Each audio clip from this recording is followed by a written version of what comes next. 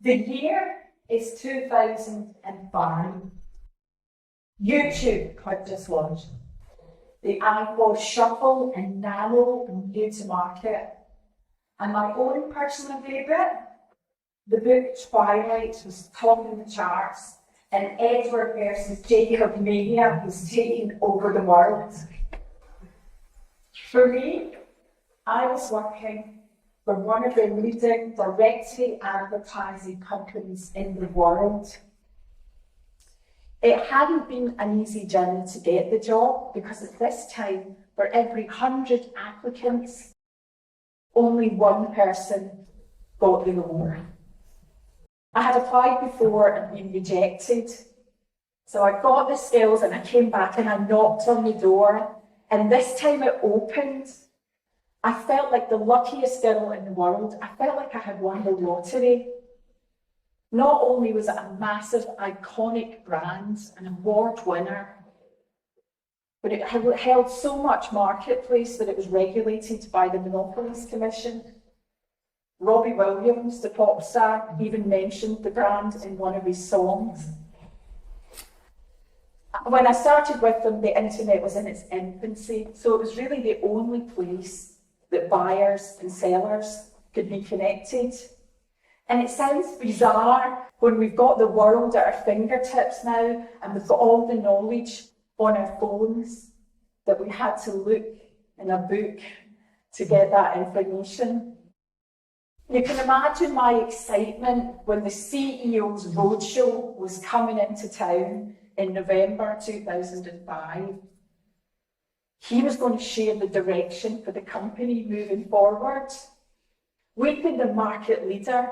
We launched colour adverts and everybody else had mono. We launched coupons to help buyers to be able to receiving a bit of discount on their ads. But it was the conversations that myself and my colleagues were having every day with our clients that was causing the excitement. Every time we spoke to the clients, they were talking about these two search engines on the internet, Ask and Yahoo. But it was the new kid on the block. You may or may not have heard of them. Their name was Google. That was really at the forefront of all the conversations. So as we sat down to take our seats, there was a massive buzz of excitement in the room. As the CEO entered the stage, silence. We couldn't wait to hear what he had to say. But his direction came loud and clear. The focus would remain on print. You could have heard a pin drop in the room, followed by anger from my colleagues and myself. I couldn't believe it, because not only had that Google thing started to catch on, it was taken over, but the CEO uttered words that really drove a thunderbolt through my heart. He said, "That Google thing will never catch on." Our clients could see it, because not only did they not want full-page adverts in a directory, they didn't want adverts at all. They wanted the holy grail. They wanted to come at the top of the search engine searches. It sounds bizarre now to think about this, because at this time, the focus on print seemed to me to be too late to change. It took 4 years after that meeting in 2005 for the company that I worked for to fully embrace digital. We eventually collaborated with Google, but at this time, Google had an 81.22% market share. Maybe it was too late, because had they changed at the time of the meeting, the outcome may have been completely different. But why do I share that story? because change is inevitable. Change will happen whether you like it or not. But it's the fear of change that sets us into this tailspin that stops us from achieving. But why is that? Why is that when it comes to change? Because actually, fear and change keeps us in our comfort zone. It stops us being thrown into the unknown. It's actually got a name. The fear of change is called metathesiophobia. And I'm sure at one point or another, we've all grappled with it. And I don't just mean how to pronounce it. For 20 years, I walked the corporate corridors, looking, listening, observing, looking for the golden formula for success. But the thread that runs through successful people is embracing change. Not just embracing it, but actually seeking it out, actually innovating and changing. Because when we look for change, it takes us on to the next level. Successful people also know about the timing of change, because they search to change on the way up, not on the way down. Many people fear the timing of change because they haven't planned it, they haven't prepared, it becomes a knee-jerk reaction.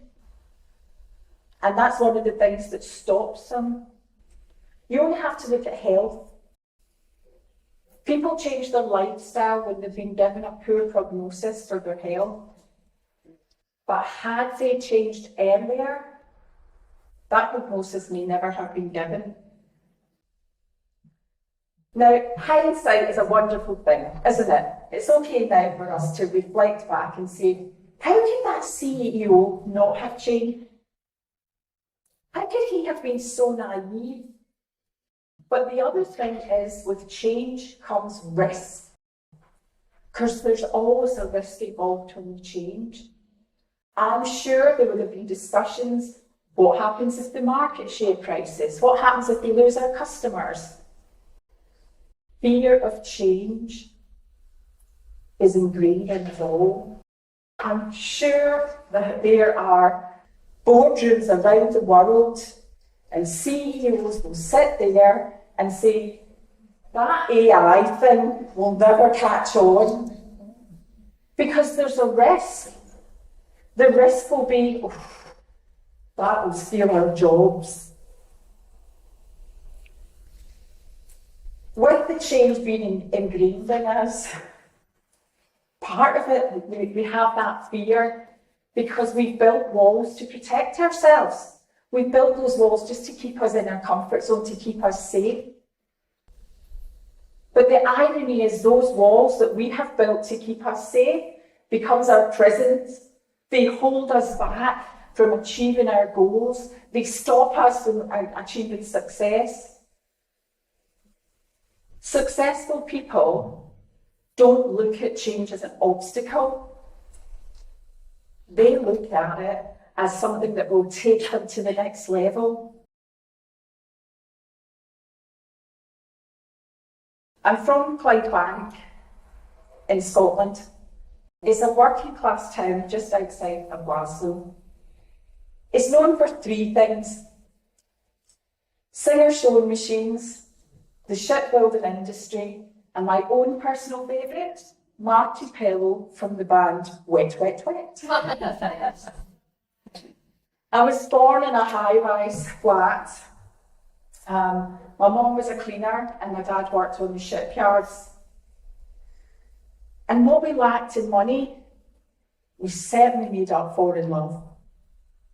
My dad was born in 1935, and through being orphaned at an early age and world events at that time, he never got that chance to fulfil his true academic potential. So he worked on the shipyards as a draftsman. So for anybody that doesn't know what that is, it's how you plan and build ships using a drawing board, a pencil and a rubber, hence the phrase back to the drawing board. He did this until the 1990s, when we know that's when the digital revolution kicked in. And just as Google was a disruptor to the directory advertising market, AutoCAD, the computer system, was the game changer in the shipyard industry. The young apprentices being brought through were only taught AutoCAD, leaving the old ways, the drawing board, in the dust. But not only that, during that time, a lot of the manufacturing was being offshored to other parts of the world, which left Clydebank at an all-time post-war high as far as unemployment and redundancy went. But the people that affected most were middle-aged men in their 40s and their 50s who had the job for life. And a bit like the CEO of the company that I worked for, they were in denial. They couldn't see it happening. They thought that they would still be able to keep their jobs. They didn't embrace change. They were changing when it was too late. So for them, that manifested as anger. There was a blame culture. It was somebody's fault. But with any change comes choice. Unlike the CEO of the company I work for, my dad, Alison McCall, made a choice to change. He could see the unemployment on the horizon. He could see what was happening. And again, he could either ostrich and bury his head in the sand, or he could actually look for different ways to do things. At age 55, he chose to go back to night school. For 2 years, he went to learn his qualifications to gain his AutoCAD certification. He combined the old skills with the new skills, and it made him the most desirable contractor in Scotland and the north of England.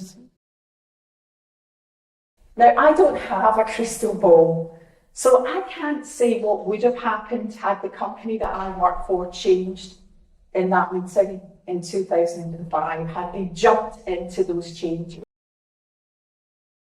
I suspect the outcome may have been slightly different. You see, if you look at how you make those changes, having that forthright and that decision making is what will help you to get there. But you can't change other people no matter how much you want to. People have to choose to make those changes themselves. So if we have a look at how the direction that you can take, my top takeaways for you are: don't let metathesia hold you back. Seek change before it seeks you. And it's never too late to change. I'm Alison Edgar MBE.